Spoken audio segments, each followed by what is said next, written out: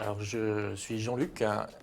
et je suis mentor depuis cette année, donc le programme 2018-2019. Et j'ai bien aimé cette proposition d'accompagner 4 jeunes pendant un an à l'occasion de dîner et autour de sujets de développement personnel. Voilà, et donc j'ai commencé le mentoring. Et à chaque fois, les dîners qui ont le plus fonctionné, où il y a le plus d'échanges entre les mentees, c'est quand effectivement j'étais moi-même le plus contributeur, le plus dans l'ouverture, et que du coup, d'une certaine manière, je leur donnais l'autorisation eux-mêmes de l'être et d'échanger, de contribuer. Je pense qu'il y a davantage de sensibilité à ce qui se passe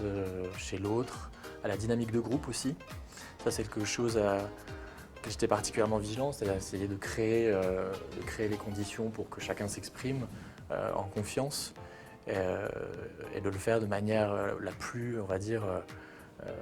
discrète et douce aussi, en douceur, pour vraiment créer les conditions voilà, qu'ils se sentent à l'aise pour s'exprimer et partager des choses qui ne sont pas toujours faciles à partager à ces âges-là.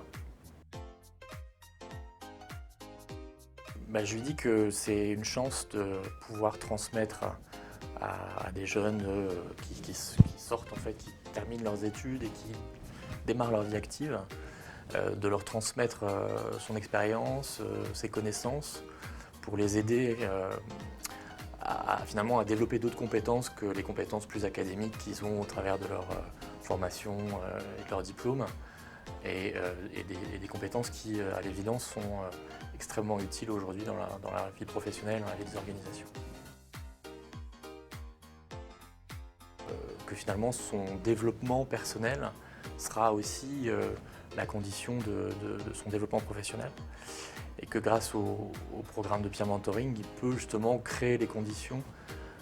qui lui permettront d'explorer d'autres dimensions plus émotionnelles, plus personnelles, qui l'aideront beaucoup dans son parcours. Vive le peer mentoring.